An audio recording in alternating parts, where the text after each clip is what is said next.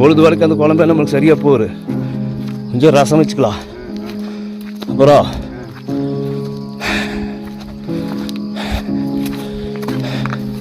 காலையில் இட்லி தின்ட்டு வந்துடுறோமா, வந்தோன்னு சோறு வச்சு மத்தியானத்துக்கு சோறு மீன் குழம்போட சாப்பிட்டுக்கலாம். இப்படி வைக்கிற நீ நடந்தீங்கன்னா நான் எப்படி பின்னால் வர்றது? நீ வலுசுப்பாய வைக்கணுன்னு போகிறேன். நான் கொஞ்சம் வயசாக கொஞ்சம் மெதுவாக தானே வரணும்.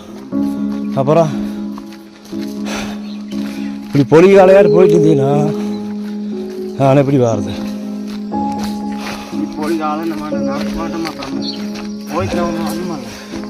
அந்த அர்த்தம் வேணும் வராமல் பிறகு வருது.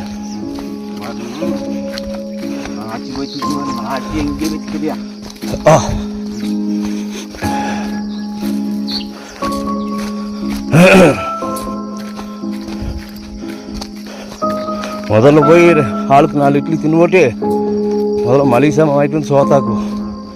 மற்ற வேலையை அப்புறம் பார்க்கலாம். முதல்ல வகுத்துக்கு சோறு, அப்புறம் தான் மற்றதெல்லாம். நான் வேறு இப்போ சனிக்கிழமை பொழுது வரணும், பஸ் ஏறணுமில்ல, பம்பாய் போகணும், போய் ஆலியாப்பட்டை கூட்டிகிட்டு வரணுமில்ல. சனிக்கிழமை போய் பொழுது வர பஸ் ஏறினா காலையில் வெடிக்க காத்தாலும் போயிடுவேன். அப்புறம் ஞாயிற்றுக்கிழமை பொழுதுக்குள்ளே கூட்டிகிட்டு வந்துடுறேன். நீ அதுக்குள்ளே இந்த மீன் வலையெல்லாம் வாங்கி இந்த பெரிய அனுப்புறதுல ராய்க்காடு அதில் 2 பந்தக்கால் நெட்டி குறுக்க அந்த மீன் வலையை கட்டி விடு. அப்புறம் நான் 3 பேர் பாடியாப்பட்டை கூட்டிகிட்டு வந்து நான் 3 பேர் வந்து பந்து விளையாடல பந்து. நாங்கள் 2 பேர் ஒரு பக்கம், நீ ஒரு பக்கம், நாங்கள் 2 பேர் மாற்றி மாற்றி பந்து அடிக்க, நீ அந்த பந்தை திருப்பி அடிக்கணும். எப்படி?